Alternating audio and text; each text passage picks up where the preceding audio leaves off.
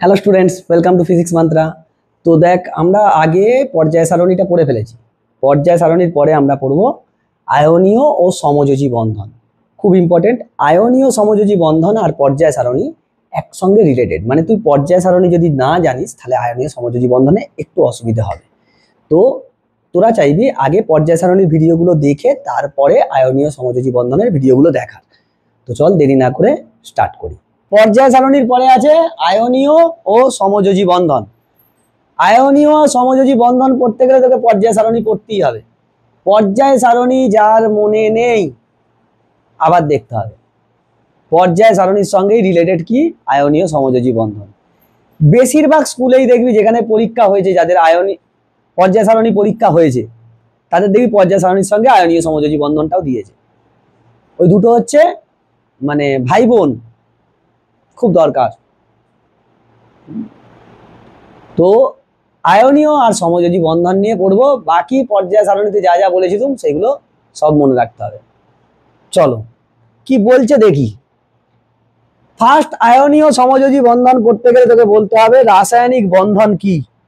রাসায়নিক বন্ধন কি জিনিস? এই যে রাসায়নিক বন্ধন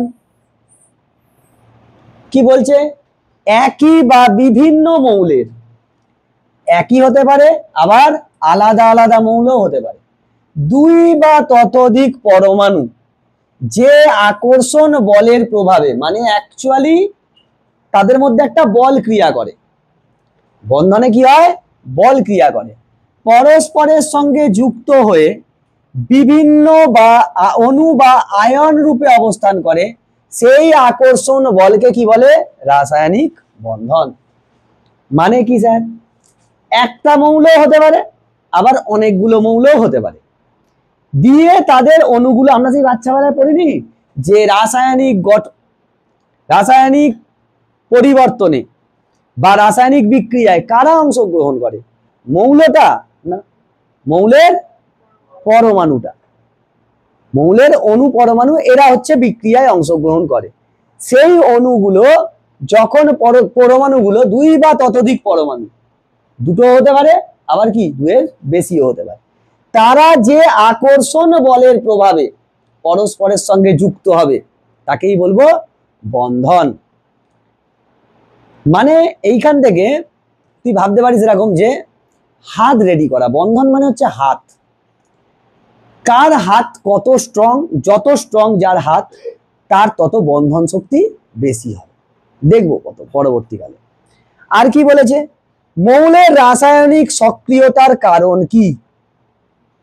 মৌলের রাসায়নিক সক্রিয়তার কারণ কি? রাসায়নিক ভাবে কে সক্রিয়, কে নিষ্ক্রিয়, কেন, সেইগুলো আমাদেরকে দেখতে হবে জাস্ট রিডিং পড়ার জন্য।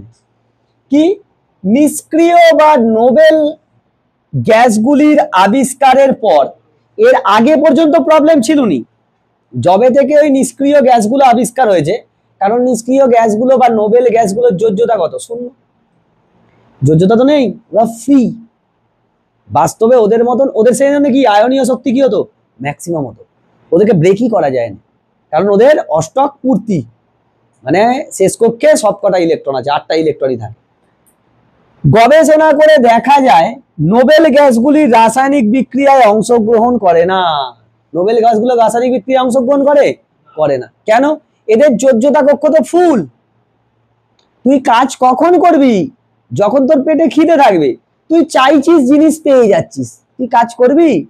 অনেক গার্ডিয়ান আমাদের কাছে এরকম রিপোর্ট করে যে আমার ছেলে পরিশ্রমই করে না। আরে পরিশ্রম করবে কি করে? আপনি তো সব জিনিস দিয়েই দিচ্ছেন তাকে। সকালবেলা উঠেই পাঠিয়ে দিতে হবে, যা 4 কোদালে মাটি কেটে নিয়ে আয়, তবে তোকে সকালবেলা টিফিন দেওয়া হবে। পেটে খিদে থাকলে তবে তো সে কাজ করবে। নিষ্ক্রিয় গ্যাসের ক্ষেত্রে কি 8টা ইলেকট্রনই তো ভর্তি, কক্ষ তো ফুল, সে চাইবে খাটতে। এখন যদি আমাকে কেউ বলে মান্থলি আমার অ্যাকাউন্টে 50,000 টাকা ক্রেডিট হয়ে যাবে, আমি পরিশ্রম করবো নি।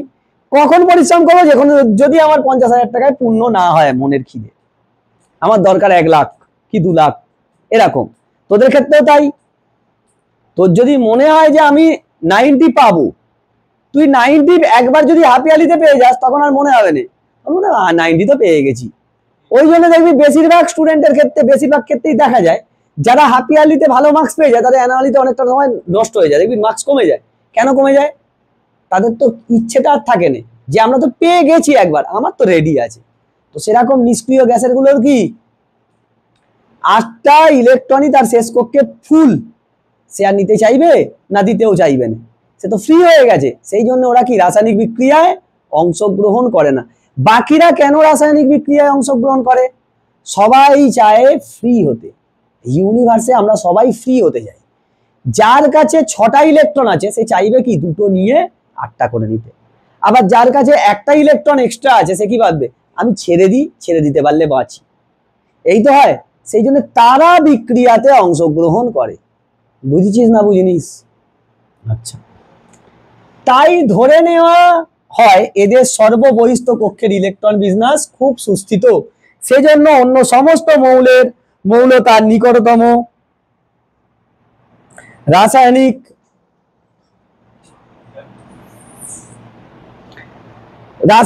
এই নিষ্ক্রিয় গ্যাসের ন্যায় স্থায়ী ইলেকট্রন বিন্যাস লাভের জন্য রাসায়নিকভাবে সক্রিয় হয় এবং রাসায়নিক বন্ধন গঠন করে।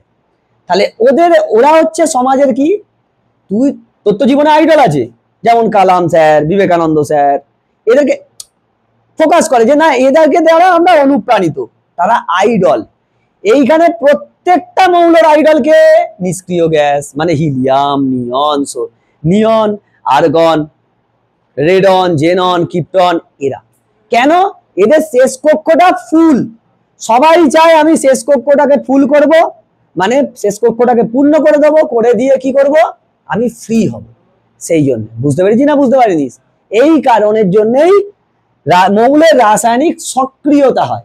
সক্রিয়তা জিনিসটা কি পড়বো আমরা আলাদা, ধাতুবিদ্যায় সেটা আলাদা করে পড়বো। যার সক্রিয়তা শ্রেণী হয়, কে কত বেশি সক্রিয়। যেমন ধর সোনা, রূপো, তার মধ্যে কে বেশি সক্রিয়? রূপো। যে যত সক্রিয় তার তত ক্ষয় বেশি হয়। দেখবি অনেকের জন্য, দেখবি অনেক ছেলে মেয়ে আছে একটু কিছু বললেই ব্যাস দিয়ে দিল ড্যাশের ড্যাশ। হ্যাঁ, একদম পুরো এর মতন আমাদের সেই সিজন কোথায় গেল, আসে না, পুরো সিজনের মতন। সিজনকে দেখে এরাম করবে, মানে খুব সক্রিয়। সিজনকে দেখে দেখে কিছুই বলেনি, এর কানে কানে বলছে, কিছুই বলেনি, কানটাতে নিয়ে গিয়ে এরাম করছে, সিজন ড্যাশের ড্যাশ দিচ্ছে। সিজন ওই করছে, আমার নামে কি বলছিস, ও সক্রিয়, ওই জন্য তাড়াতাড়ি ক্ষয় হয়, এনার্জি ক্ষয় হয়ে যাচ্ছে তোর।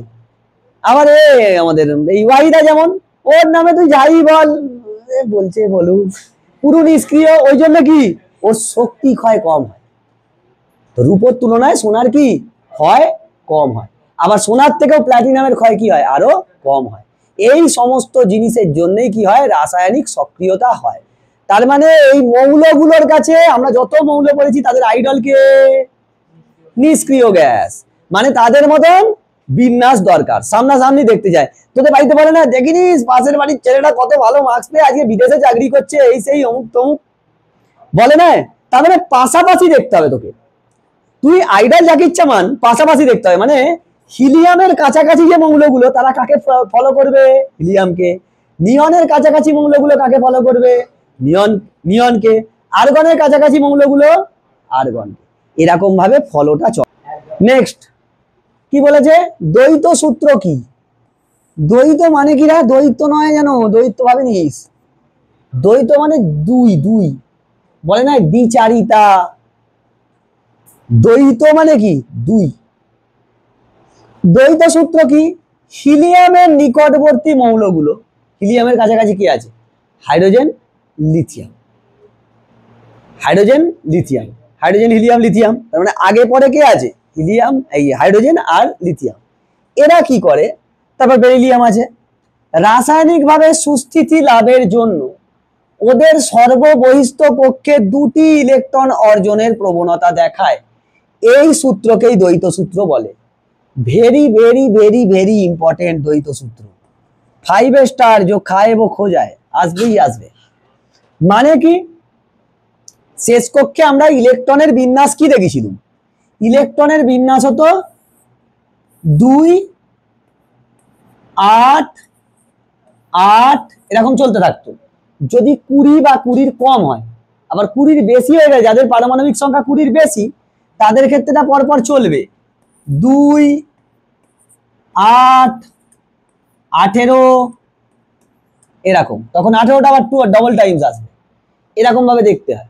শেষ কক্ষে কিন্তু 8টাই থাকবে, শেষ কক্ষে 8টাই থাকবে, এগুলো বোঝানোর জন্য। সেই 18 যোগ করলে 35, নেক্সট আবার 18 যোগ করলে 35, তারপর 32 যোগ করলে নেক্সট মৌলটা 35, এরকম হয়। তো স্যার এদের এই যে আমি হাইড্রোজেন আর এই লিথিয়াম বললুম, হাইড্রোজেনের পরমাণু ক্রমাঙ্ক কত? 1, লিথিয়ামের কত? 3, বেরিলিয়ামের কত? 4। তার মানে দেখ, একে যদি বিন্যাস করি, ইলেকট্রন বিন্যাস করি, এর একটা, এর কত? 2 আর 1, এর 2 2। এখন এর এর এই কক্ষটাকে, এর সর্ববহিষ্ঠ হাইড্রোজেনের সর্ববহিষ্ঠ কক্ষ তো একটাই কক্ষ, ওর কাছে 1 পিসি ইলেকট্রন আছে। ও চাইবে কি আর একটা ইলেকট্রন নিতে, নয়তো একটা ইলেকট্রনটা ছেড়ে দিতে। এর কাছে দুটো অপশন আছে, হয় ইলেকট্রন একটা নেবে, নিলে কি হয়ে যাবে? ফ্রি হয়ে যাবে। ফ্রি বলতে এর আইডল কে? হিলিয়াম। হিলিয়াম কত? 2। দেখ শেষ কক্ষপথ পূর্ণ, শেষ কক্ষটা পূর্ণ। তাহলে একে যদি সে আইডল ভাবে, একে যদি সে আইডল ভাবে, তাহলে ও কি চাইবে? হয় একটা নেবো, তাহলে আমার 2 হয়ে যাবে, নয়তো আমি একটা ছেড়ে দেবো, তাহলেও তো ফ্রি হয়ে যাব। যদি একটা ছেড়ে দেয় তাহলে তো ফ্রি হয়ে যাবে। বুঝতে পেরেছি না বুঝতে পারিনি? তাহলে এ কি করতে চাইবে? দ্বৈত সূত্র, ওই জন্য দুইটাকে মেনটেন করে বলে, মেনটেন করার চেষ্টা করে বলে একে কি বলা হয়? দ্বৈত সূত্র। দুইটাকে মেনটেন করার চেষ্টা করে, যে সর্ববহিষ্ঠ কক্ষে 2 রাখবো। লিথিয়াম কি করবে? ইলেকট্রন বর্জন করবে, নয়তো এই ইলেকট্রনটা ছেড়ে দিতে চাইবে, নয়তো আর একটা ইলেকট্রন গ্রহণ করতে চাইবে। না গো স্যার, এখানে 8টা দরকার, তার মানে 7টা ওকে নিতে হবে। কি করতে হবে? 7টা ইলেকট্রন দরকার। 7টা ইলেকট্রন জোগাড় করা সোজা, না একটা ইলেকট্রন ছেড়ে দেওয়া সোজা? একটা ইলেকট্রনকে ছেড়ে দেওয়া অনেক সোজা, সেই জন্য ও ইলেকট্রন বর্জন করতে চায়। বর্জন করলেই কি হয়ে যাবে? ইলেকট্রনটাকে যদি ছেড়ে বাদ দিতে যায়, আমি হিলিয়াম বলে রেলা করে দেবে। এর ক্ষেত্রে দেখ, বেরিলিয়ামের ক্ষেত্রে এইখানে করা দরকার 8টা, তারপরে ওকে 6টা ইলেকট্রন নিতে হবে। 6টা ইলেকট্রন নেওয়া সোজা, না এই দুটো ইলেকট্রনকে ছেড়ে দেওয়া সোজা? ছেড়ে দেওয়া সোজা। তাহলে ও দুটো ছেড়ে দিয়ে কি করবে? এই আমি হিলিয়াম বলে নাচবে, ড্যান্সিং হিলিয়াম হয়ে যাবে, এই ড্যান্সিং বেরিলিয়াম হয়ে যাবে। বুঝছি না বুঝিনিস? এই যে জিনিসটা, এটাকে আমরা বলবো দ্বৈত সূত্র। ফারদিন বুঝতে পেরেছিস? Sayan, very good. নেক্সট কি বলছে? অষ্টক সূত্র। এক্সেপশন, এক্সেপশন আছে এখানে, প্রচুর এক্সেপশন আছে। বোরনের কত বল? বোরন কত? বোরনের ক্ষেত্রে 5, 2, 3। এর কাছে এক কটা দরকার? এর 8টা ইলেকট্রন দরকার, মানে এখনো 5টা ইলেকট্রন দরকার। ওর কাছে 5টা ইলেকট্রন ছাড়া সোজা, না 5টা ইলেকট্রন নেওয়া সোজা? এই 3টে ইলেকট্রন ছেড়ে দেওয়া সোজা, না 5টা ইলেকট্রন নেওয়া সোজা? 3টে ছেড়ে দেওয়া সোজা। কিন্তু এরও তো কিছু প্রপার্টিজ আছে, যে কখন ছাড়বে কি না ছাড়বে ডিপেন্ড করবে না এর উপরে। ও পর্যায় সারণীর কোন জায়গায় আছে, কি ধরনের মৌল, সবকিছুর উপর তো ডিপেন্ড করবে। বোরন কোন শ্রেণীতে আছে? 3 নম্বর শ্রেণী। 3 নম্বর শ্রেণীটা কি? সন্ধিগত মৌল। সন্ধিগত মৌল, সন্ধিগত মৌল মানে কি? महफिल में रंग डाल देता है, রঙিন করে দেয়, মহলকে পুরো রঙিন করে দেয় সন্ধিগত মৌলগুলো। তাই তো বলেছি ট্রান্সিয়েন্ট এলিমেন্ট। তার মানে এদের কিছু নির্দিষ্ট, এরা হচ্ছে এক্সেপশন। পি ব্লকটা পুরোটাই অন্য রকমের।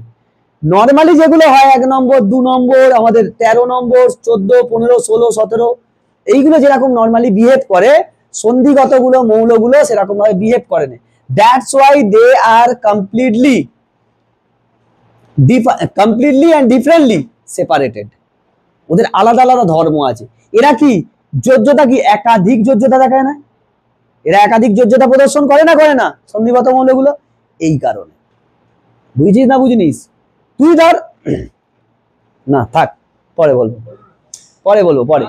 এবার শোন, অষ্টক সূত্র, very very very very important. এসব পরীক্ষায় আসবে, আবার 5 স্টার जो खाए वो खो जाए, না একে 4 স্টার করে দে, পলক ঝপকতে ही आ जाए, পলক ঝপকতে ही एग्जाम में आ जाए। কি বলছে শোন, মৌলের পরমাণু, মৌলের পরমাণু যে কোনো মৌলের ইত্যাদি ছাড়া, হাইড্রোজেন, এই এটা হাইড্রোজেন হবে, হ্যাঁ হাইড্রোজেন লিথিয়াম বেরিলিয়াম এদের ছাড়া, কেন এরা কাকে আইডল বানিয়েছে, হিলিয়ামকে, এরা মেসির ফ্যান, এরা রোনাল্ডো বিরোধী তোদের মতন, এদের ছাড়া যোজ্যতা কক্ষ বা সর্ববহিস্থ কক্ষের ইলেকট্রন সংখ্যা 8 হলে পরমাণুটি রাসায়নিকভাবে সুস্থিত হয় এবং বলা হয় যে পরমাণুর সবচেয়ে বাইরের কক্ষে ইলেকট্রন অষ্টক পূর্ণ হয়েছে, এটিকেই অষ্টক সূত্র নামে জানা যায়। এরা হচ্ছে লাস্টের কক্ষটায় 8 দেখবে, তার মানে এরা কাকে এ করছে, আইডল বানাচ্ছে, হিলিয়াম, নিয়ন, নিয়নকে বানাবে আইডল, নিয়ন, আর্গন, এদেরকে, এদের সবার শেষ কক্ষে কটা, 8টা করে, একমাত্র হিলিয়ামের শেষ কক্ষে, হিলিয়ামের তো একটাই কক্ষ, একটাই তো কক্ষ, সেই কক্ষে কটা ইলেকট্রন ধরে, 2টো। ওদেরকে যারা যারা হিলিয়ামকে ফলো করে তারা বাদ দিয়ে, মানে হাইড্রোজেন, লিথিয়াম, বেরিলিয়াম, এরা ছাড়া সবাই শেষ কক্ষে 8টা ইলেকট্রনকে পূর্ণ করতে যায়। 8টা পূর্ণ হলেই কি হবে, সে ফ্রি, ফুরফুরে হাওয়ায় উড়ে যাবে ফ্রি হয়ে গিয়ে, হয় সেটাকে ছাড়বে এক্সেস ইলেকট্রনকে, নয় ছাড়বে, নয়তো এক্সেস ইলেকট্রন নেবে, নিয়ে 8টা পূর্ণ করতে চাইবে, এটাকেই আমরা কি বলবো, অষ্টক। এই যে অষ্টক পূর্ণ করতে চায়, এটা হচ্ছে টেন্ডেন্সি মৌলের, এটাকেই আমরা অষ্টক সূত্র বলি। যেমন ধর, আচ্ছা আসছি, আচ্ছা যেমন ধর এইখানটাতে মুজলে, আচ্ছা কোথা লিখবো বলতো, লেখার তো জায়গাও নেই, এইখানটাতে মুছছি, দেখ যেমন ধর সোডিয়াম, সোডিয়াম কত স্যার, 11, তাই তো, 11 হলে 2, 8, 1, এই যে কে এল এম, এখানে তো 8টা ইলেকট্রন দরকার, এর কাছে আছে কটা, একটা, এর কাছে এর 7টা ইলেকট্রন নেওয়া সোজা না, একটা ইলেকট্রনকে ছেড়ে দেয়া ইজি, এ বলবে ভাই আমি এই একটা ইলেকট্রন কি মাঠের মাঝখানে একটা বাড়ি, ওর ভালো লাগবে, বাড়ি পড়েই আছে, বিক্রি করে দিয়ে আবার চলে গেছে অন্য জায়গায়, ভালো লাগবে না, মাঠের মাঝখানে 2টো বাড়ি, এই মাঠের এই প্রান্তে একটা বাড়ি, ওই প্রান্তে একটা বাড়ি, ভালো লাগবে, ক্যালসিয়াম কত 20 তো, 2, 8, 8, 2, একই চাইবে, 6টা ইলেকট্রন নেওয়ার থেকে আমি 2টো ইলেকট্রন ত্যাগ করে দিই, এই যে ইলেকট্রন বর্জন, একই চাই ইলেকট্রনটাকে ছাড়বো, খালি ফাঁদ খোঁজে কখন কাকে ইলেকট্রন ছেড়ে দেওয়া যায়, এর একটা ইলেকট্রন ছাড়লেই কি হবে, তো পূর্তি পাবে, অষ্টক পূর্তি হয়ে যাচ্ছে না, 8 হয়ে যাচ্ছে, এই যে এই যদি 2টো ছেড়ে দেয় তাহলে কি হয়ে যাচ্ছে, অষ্টক পূর্তি হয়ে যাচ্ছে, ফ্রি হয়ে যাবে এরা, এ সেই রকম অনুযায়ী লোক খুঁজবে, এ খালি কাকে খোঁজে, সে একটা গান আছে, কোথা কোথা খুঁজেছি তোমায়, ক্লোরিন, ক্লোরিনের 17, শেষ কক্ষে 7, ওকে এই একটা ইলেকট্রন টুকুস করে দিয়ে দেবে, দিলেই কি হয়ে যাবে, ওরও 8, এরও 8। এবার দেখ তুই এই যদি ক্লোরিনকে খোঁজে, ক্লোরিনেরও তো ফয়দা চাই, তুই মনে কর কিছু ব্যবস্থা করছিস, তাতে তো তারও ফয়দা দরকার, তারও লাভ হবে, এরকম দেখতে হবে তো, ক্লোরিন দেখলো তাই তো আমার 7টা ইলেকট্রন আছে শেষ কক্ষে, ও যদি আমাকে একটা দিয়ে দেয় তাহলে আমার 8টা পূর্ণ হচ্ছে, আমারও অষ্টক পূর্তি হচ্ছে, ওরও অষ্টক পূর্তি হচ্ছে, তখনই কি হবে, NaCl রেডি হবে।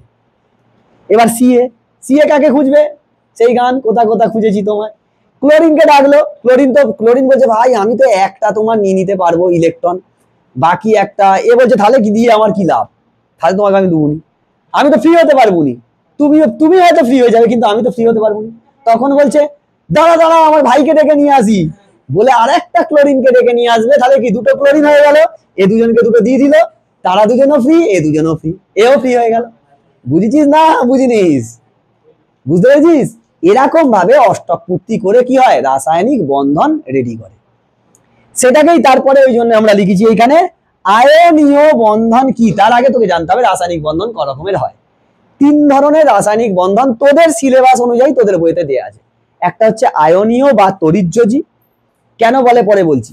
আয়নীয় বা তড়িৎযোজী, একটা হচ্ছে সমযোজী আর একটা হচ্ছে অসমযোজী। অসমযোজী তোদের নেই, তোদের পড়তে হবে আয়নীয় বা তড়িৎযোজী আর সমযোজী। সেটা দেখবো কখন কাদের মধ্যে কিরকম বন্ধন হবে। তো স্যার আয়নীয় বন্ধন কি?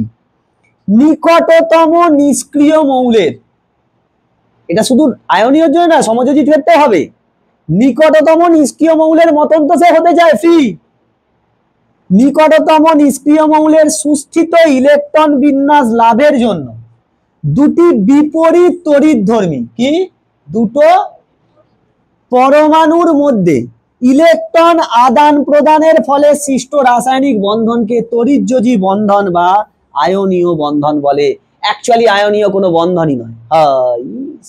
এত কিছু পড়িয়ে অ্যাকচুয়ালি এইখানে কি হয়, দুটো আধানের মধ্যে আকর্ষণ বল তৈরি হয়। সেই আকর্ষণ বলটা এত স্ট্রং হয় যে ওটাকে আমরা বন্ধন বলি। অ্যাকচুয়ালি কোনো বন্ধনই থাকে না তাদের মধ্যে। কেন বলেছে, কি বলেছে শোন ভালো করে দেখ, এখানটা কি বলেছে, দুটি বিপরীত তড়িৎধর্মী পরমাণু মধ্যে ইলেকট্রন আদান প্রদানের ফলে, ইলেকট্রন আদান প্রদান করলে কি হবে, পজিটিভিটি নেগেটিভিটি তৈরি হবে। তোকে প্রতিদিন এই সায়নকে বলছে অনুরাগ যে তুই তোর দ্বারা হবে নে হবে নে হবে নে, ব্যাস ওর দ্বারা হলো না, তার মানে নেগেটিভিটি বেড়ে যাবে। ও আস্তে আস্তে কি ইলেকট্রন যে ছেড়ে দেবে, তোর কাছে ইলেকট্রন আর প্রোটন কি থাকে, একটা মৌলতে নিউক্লিয়াসে কি থাকে, সেম থাকে। এখন যে ইলেকট্রন যদি ত্যাগ করে দেয়, ছেড়ে দিল, সে কি হয়ে যাবে, পজিটিভ আয়ন হয়ে যাবে, পজিটিভ হয়ে যাবে না। আর কেউ যদি ইলেকট্রন নেয় তাহলে কি হয়ে যাবে, সে নেগেটিভ হয়ে যাবে। রূপা বাড়ি চলে যা, পুরো বাড়ি চলে যা, কিসের জন্য গল্প, একদম নয়। তুই ধর কোথায় ছিলুম, ইলেকট্রন যদি আমি ছেড়ে দিই, আমি যদি ইলেকট্রন বর্জন করে দিই, আমি তো ইলেকট্রন ছেড়ে দিচ্ছি, আমি পজিটিভ হবো না নেগেটিভ হবো? আমার কাছে তো সমান সংখ্যক ইলেকট্রন সমান সংখ্যক প্রোটন ছিল, আমি ইলেকট্রনটাকে ছেড়ে দিয়েছি, তাহলে আমার কি ধনাত্মকতা বেড়ে যাবে। আর যদি আমি ইলেকট্রন গ্রহণ করে নিই তাহলে আমার ঋণাত্মকতা বেড়ে যাবে। তার মানে যারা ইলেকট্রন বর্জন করে তারা কি হয়ে যায়, ধনাত্মক, আর যারা ইলেকট্রন গ্রহণ করে তারা কি, ঋণাত্মক। সেই রকম দুটো আধান, অ্যাকচুয়ালি তো এখানে আধান তৈরি হবে না, আয়ন তৈরি হয়। কারণ আমরা কেমিস্ট্রি পড়ছি মানে আধান বলা যাবে না, আয়ন বলতে হবে। ধনাত্মক আধান ঋণাত্মক আধান তুই ফিজিক্সে বলতে পারবি, কেমিস্ট্রিতে তোকে কি বলতে হয়, আয়ন। ধনাত্মক আয়ন ঋণাত্মক আয়ন পরস্পরকে আকর্ষণ করে, সেই আকর্ষণ বলজনিত কারণে তারা অ্যাট্রাক্টেড হয়ে একসঙ্গে থাকে।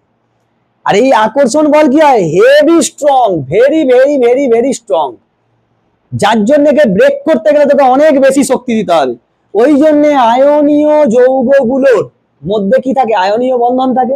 আয়নীয় বন্ধন মানে কি, স্ট্রং ইলেকট্রোস্ট্যাটিক ফোর্স, মানে খুব শক্তিশালী তড়িৎ বল দ্বারা তারা সংযুক্ত থাকে।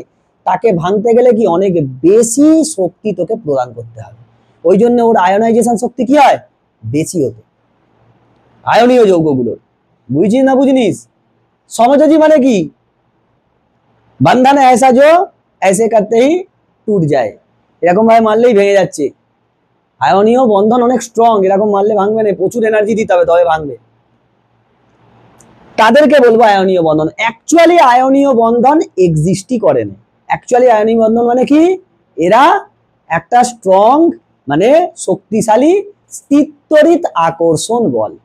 বুঝতে পেরেছি না বুঝতে পারিনিস? আর আয়নীয় যৌগ, এই আয়নীয় বন্ধন দ্বারা যুক্ত যৌগকে আমরা কি বলবো, আয়নীয় যৌগ। আমরা উদাহরণ দেখব, দেখ এরপর কি দিয়েছি, তড়িৎ যোজ্যতা কি, দেখ এখানে লেখা আছে না, তড়িৎ যোজ্যতা। তড়িৎ যোজ্যতা মানে তড়িৎ যখনই কথাটা আসবে জানবি পজিটিভ নেগেটিভের ব্যাপার আসছে। এখানে তার আধান বলতে পারবি নি, ভেবে নিবি যে ধনাত্মক আয়ন আর ঋণাত্মক আয়নের মধ্যে কিছু একটা ব্যাপার আছে। তড়িৎ যেখানে যেখানে আসবে, ক্যাটায়ন ও অ্যানায়নের মধ্যে স্থিরতাড়িতিক আকর্ষণ বলের মাধ্যমে যৌগ গঠনের ক্ষমতাকেই তড়িৎযোজ্যতা বা আয়নীয় যোজ্যতা বলা হয়। তড়িৎযোজ্যতা বা আয়নীয় যোজ্যতা বলা হয়। ক্যাটায়ন মানে কি স্যার? ধনাত্মক না ঋণাত্মক? ক্যাটায়ন মানে ধনাত্মক, আর অ্যানায়ন মানে? ক্যাটায়ন কারা? ক্যাটায়ন মানে হচ্ছে এক্স প্লাস, যে কোনো একটা মৌল, সরি এক্স প্লাস, আর অ্যানায়ন মানে ওয়াই মাইনাস, এরকম ভাবে লেখা হয়।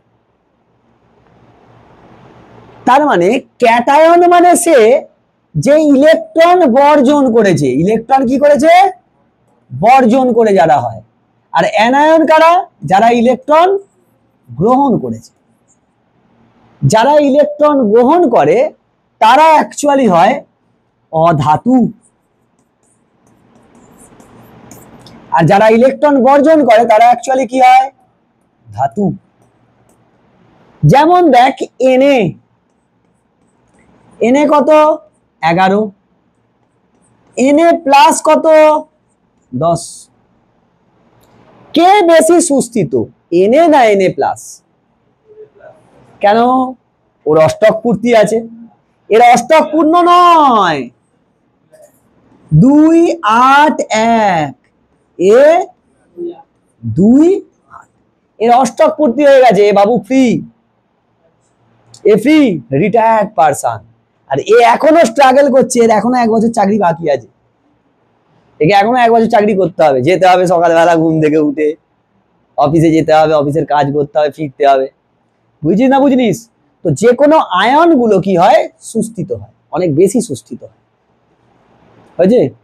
আচ্ছা, তাহলে এই যে বলছে ক্যাটায়ন আর অ্যানায়নের মধ্যে যে স্থিরতাড়িতিক বল, মানে পজিটিভ আর নেগেটিভের মধ্যে যে স্থিরতাড়িতিক বল দ্বারা যে যৌগ গঠনের ক্ষমতা, সেইটাকে কি বলবো?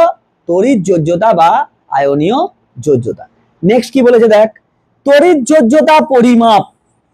কি করে এর পরিমাপ করা হবে? তড়িৎযোজী যৌগ বা আয়নীয় যৌগ গঠনের সময় কোন মৌলের একটি পরমাণু যতগুলি ইলেকট্রন বর্জন বা গ্রহণ করে সেই সংখ্যাই হলো ওই মৌলের তড়িৎযোজ্যতার পরিমাপ। মানে কি? মানে হচ্ছে ধর এনে, এনে এনের শেষ কক্ষে কটা ইলেকট্রন আছে? একটা, এইটা ইলেকট্রনটা। সিএল, সিএল এর শেষ কক্ষে ইলেকট্রন কটা? 7টা, 7টা ইলেকট্রন। 17 তো, 2 আর 7। এই ইলেকট্রনটা যদি এ নিয়ে নিতে পারে তাহলে এই কাজ শেষ হয়ে যাবে। এ বলবে এনে ভাই আমি তোকে ইলেকট্রন দিলুম, তুই আমায় মনে রাখিস। দিয়ে কি হয়ে গেল? এনএ হয়ে গেল প্লাস, আর সিএল হয়ে গেল কি?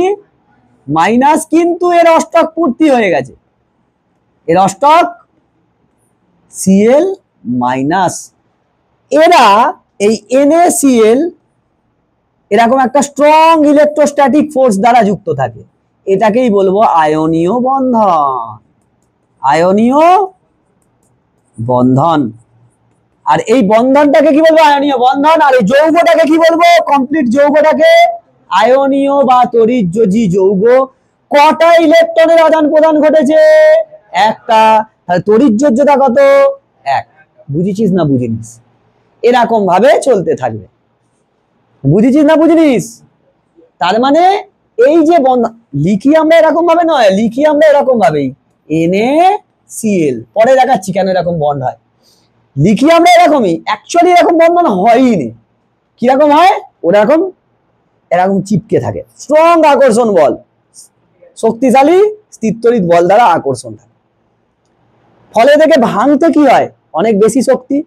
তাহলে যদি খুব স্ট্রং বল দ্বারা তারা যদি আটকে থাকে, তাদের ক্ষেত্রে যে এটা হবে, ওই যোগ কি বলে, ফোর্সটা হবে অনেকটা স্ট্রং। তার মানে কি? এরা খুব কাছাকাছি, খুব মানে কঠিন ভাবে এদের মানে অবস্থাটা কিরকম হবে? কঠিন হবে না তরল হবে না গ্যাসীয় হবে? কঠিন হবে। স্ট্রং আকর্ষণ বল দ্বারা কারা যুক্ত থাকে? কঠিন বস্তুগুলো। ওই জন্য আয়নীয় যৌগগুলো কি হয়? কঠিন হয়। কঠিন হয় আয়নীয় যৌগগুলো। আর এদেরকে ভাঙতেও কি হয়? বেশি শক্তি প্রয়োজন। বুঝি না বুঝিনিস? পরে দেখবো আয়নীয় যৌগের আমরা ধর্মগুলো দেখবো। আগে এখানটা বুঝতে পেরেছিস তো? এরপর আছে হচ্ছে আয়নীয় যৌগ। কি? কোন তড়িৎ ধনাত্মক মৌলের পরমাণুর সর্ববহিস্থ কক্ষ থেকে বর্জিত ইলেকট্রন। তড়িৎ ধনাত্মক মৌল মানে কারা? 1 নম্বর আর 2 নম্বর শ্রেণীর যে মৌলগুলো, তারাই তো তড়িৎ ধনাত্মক ছিল। সব থেকে তীব্র ধনাত্মক তড়িৎ ধনাত্মক কে? 1 নম্বর শ্রেণী। তারপর ধনাত্মক মৌলকে তড়িৎ ধনাত্মক 2 নম্বর শ্রেণী, তাই তো ছিল। তীব্র তড়িৎ ধনাত্মক মৌল মানে বা তড়িৎ ধনাত্মক মৌলগুলো মানে 1 নম্বর শ্রেণী, 1 নং ও 2 নম্বর শ্রেণীর মৌলগুলো। তাদের মধ্যে কি? তাদের মধ্যে কোনগুলো সব থেকে বেশি ধনাত্মক, তীব্র তড়িৎ ধনাত্মক কারা? 1 নম্বর গুলো। আচ্ছা, তাদের সর্ববহিস্থ কক্ষ থেকে বর্জিত ইলেকট্রন, অবশ্যই তাদের কাছে কত আছে? ইলেকট্রন। একজনের কাছে 1 নম্বর শ্রেণীর মৌলের কাছে কি? একটা। 2 নম্বর শ্রেণীর কাছে কটা? দুটো। তারা এরকম ভাবে বর্জন করবে, সেই জন্য সেটা বলেছে কোন তড়িৎ ঋণাত্মক মৌলের পরমাণুর সর্ববহিস্থ কক্ষে গৃহীত হয়ে যে ক্যাটায়ন ও অ্যানায়ন উৎপন্ন হয় তাদের মধ্যে স্থির আকর্ষণ বলের প্রভাবে গঠিত যৌগকে আয়নীয় যৌগ বলে। যেমন কি বলেছে? তড়িৎ ঋণাত্মক, সব থেকে তড়িৎ ঋণাত্মক কারা? 17 নম্বর শ্রেণীর মৌলগুলো। 17 নম্বর শ্রেণীর মৌল। তার মধ্যে সব থেকে গুণবতী কে? ক্লোরিন। গুণবতী, অধাতু তো, মেটালকে মানে পুরুষ ধরা হয়। ক্লোরিন তার মধ্যে সব থেকে বেশি নাম করা হচ্ছে ক্লোরিন। বুঝতে পেরেছি না বুঝতে পারিনি? আচ্ছা, এরকম ভাবেই গঠিত হয় NaCl, ACAO, MgCl2 এরকম। এখন ধর, যেমন ধর NaCl তো দেখলুম, CaCl2 দেখি। Ca মানে কত? 20। 2 8 8 2, তার মানে দুটো ছাড়তে যায়। একে দুটো ছাড়তে হলে ক্লোরিন কত? 17। 17 2 8 7। স্যার এই তো একটা গ্রহণ করতে পারবে, সেই জন্য ক্লোরিন কত লাগবে? 2টি ক্লোরিন লাগবে। 2টি ক্লোরিন লাগবে, সেই জন্য কি হবে? CaCl2। ওই জন্য দেখ, ক্লোরিনের হিসেব মতো ক্যালসিয়ামের যোজ্যতা কত? 2, আর ক্লোরিনের যোজ্যতা কত? 1। এর 2 আর এর 1, আমরা ওই জন্য যোজ্যতা বলি কি? এর যোজ্যতাটা এর গায়ে লাগে আর এর যোজ্যতাটা এর গায়ে লাগে। দেখ, অ্যাকচুয়াল জিনিসটা ওই রকম হয় না, অ্যাকচুয়াল জিনিসটা এরকম ভাবে হয়। বুঝতে পেরেছি না বুঝতে পারিনি? বাচ্চাবেলা তোকে শেখানো হয়েছে না, এর যোজ্যতা এর গায়ে লাগে আর এর যোজ্যতা এর গায়ে লাগে। অ্যাকচুয়ালি এরকম ভাবে হয়। এ তো একটা Cl কে দিয়ে দিচ্ছে, Cls ছিল, Cl বলছে আমাকে একটা দিয়ে দাও, আমি ফ্রি হয়ে যাব। ক্লোরিন এই ক্যালসিয়াম বলছে না ভাই, তোমাকে তো দিলে আমি ফ্রি হবো নি, আমার আর এক পিসের ব্যবস্থা করে দাও। তখন সে ভেবে চিন্তা বলছে দাঁড়াও আমার ভাইকে ডেকে নিয়ে আসি, আবার একটা ক্লোরিনকে ধরে নিয়েছে, এই তো একে একটা দাও আমাকে একটা দাও। সেই বস্ত্র দান দেখেছিস, শাড়ি দেওয়া হয়, কম্বল দেওয়া হয়, সে একজনকে দিলে বলছে দাঁড়াও দাঁড়াও আমার আর একজন আছে নিয়ে আসি, ওকে একটা দেবে না আমাকে একটা দিয়েছো। মানে অ্যাকচুয়ালি এরকমও মানুষ আছে। তো তাদের এরকম যে আমাকে দিলে তো কোনো কাজ হচ্ছে না, ওকে আর একজনকে নিয়ে আসি দাঁড়াও, তাহলে এ দেখলো কি আমার দুটো চলে যাচ্ছে, ঠিক আছে আমি ফ্রি হয়ে যাচ্ছি। ওই জন্য বুঝতে পেরেছি? এসো, আয়নীয় যৌগের ধর্ম very very very very important. প্রত্যেকটা ধর্ম আমার ইম্পর্টেন্ট, মনে রাখতে হবে তোকে। প্রথম ধর্ম কি বলেছে? আয়নীয় যৌগ সাধারণত কেলাসাকার, কঠিন ও ভঙ্গুর। কঠিন কেন হয়? কারণ এদের মধ্যে কি? স্থির তড়িৎ আকর্ষণ বল দ্বারা যুক্ত থাকে এরা, সেই জন্য এরা কি খুব কাছাকাছি অবস্থান করে বলে কঠিন। নেক্সট, আয়নীয় যৌগগুলিতে বিপরীত তড়িদায়িত আয়নগুলি তীব্র স্থিরতারিতিক আকর্ষণ বলের মাধ্যমে আবদ্ধ থাকার কারণে আয়নগুলিকে তাদের জালক থেকে বিচ্ছিন্ন করতে প্রচুর পরিমাণ তাপ শক্তির প্রয়োজন হয়, তাই আয়নীয় যৌগের গলনাঙ্ক উচ্চ হয়। কারণ দেখ, ওরা কি স্ট্রং ফোর্স দ্বারা অ্যাট্রাক্টেড। এই যে আমাদের রূপমের সঙ্গে ওর নাম বললা রে, অর্ণবের বিরাট বন্ধুত্ব, বাপরে বাপ। আমি যদি এর গলায় জল এক ঘট ঢেলে দিই, এক গ্লাস জল যদি এর গলায় ঢালি, অটোমেটিক রূপমের গলায় চলে যাবে। বিরাট বন্ধুত্ব, আমি বলছি আমি, ইট ইজ অ্যান এক্সাম্পল। খুব হালকায় নিয়ে ফেলেছে, ভারী করে নিয়ে ফেলেছে, সরি। আমি বলছি তোর আর ওর এত বন্ধুত্ব যে তোকে একে যা বলি এদের মধ্যে খুব স্ট্রং আকর্ষণ বলা আছে। ফলে কি হবে, যখনই এদেরকে ব্রেক করতে যাব কি করতে হবে, আমাকে অনেক বেশি শক্তি দিতে হয়। সেই জন্য কি হয়, গলনাঙ্ক গুলো কি হয়, উচ্চ হয়, অনেক বেশি হয় গলনাঙ্ক।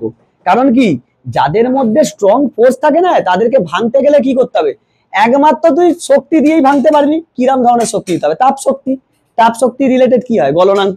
সেই জন্য এই সমস্ত আয়নীয় যৌগগুলোর কি হয়, গলনাঙ্ক কি হয়, উচ্চ হয়। থার্ড ধর্ম কি, আয়নীয় যৌগগুলি সাধারণত ধ্রুবীয় দ্রাবকে, যেমন জলে। জল কি ধ্রুবীয় দ্রাবক, জলে কি হয় দ্রাব্য, কিন্তু অধ্রুবীয় দ্রাবক যেমন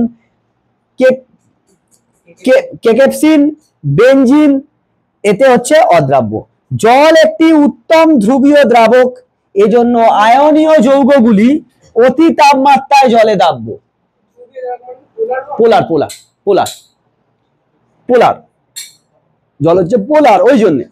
তো এটা হচ্ছে, আর এরা কি হয়, এই যে আয়নীয় যৌগগুলো জলে দ্রবীভূত অবস্থায় কি করে, তড়িৎ পরিবহনে সক্ষম হয়। পরেরটাতে দেখবো, বুঝতে পেরেছিস। দেখ নেক্সট পয়েন্ট, নেক্সট পয়েন্ট কি বলছে, আয়নীয় যৌগগুলি তড়িৎ বিশ্লেষ্য পদার্থ। আচ্ছা, কেন তড়িৎ বিশ্লেষ্য পদার্থ?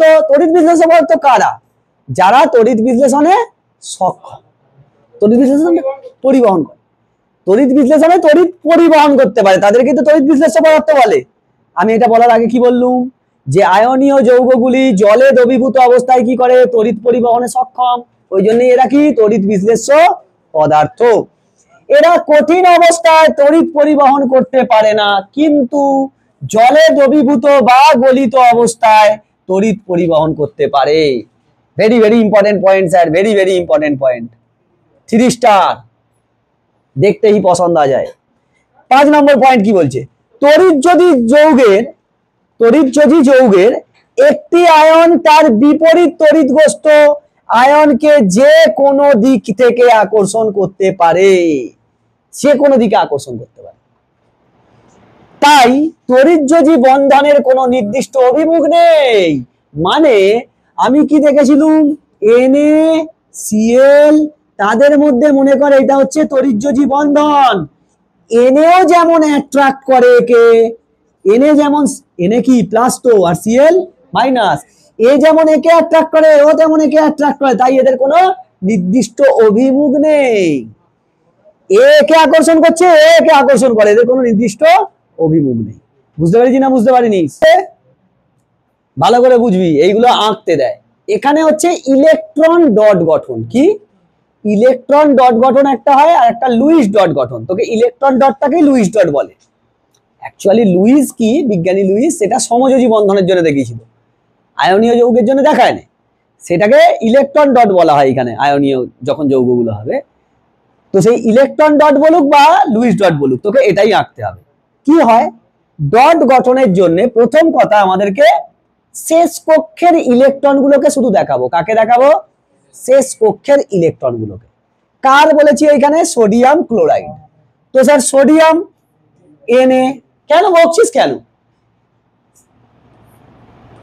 11 2 8 1 KLM। আর কে আছে, ক্লোরিন। ক্লোরিন কত, 17। 2 8 7 KLM। তুই দেখ একবারে যখনই করবি এরকম ভাবেই করবি, তাহলে তো দুটো জিনিস একসঙ্গে হয়ে যাবে। এ 3 নম্বর পর্যায়ে 1 নম্বর শ্রেণী, এ 3 নম্বর পর্যায়ে 17 নম্বর শ্রেণী। তাহলে তোর পর্যায় সারণীটাও রপ্ত হতে থাকছে, ভুলবি নি, তাহলে প্র্যাকটিস হতে থাকছে তো।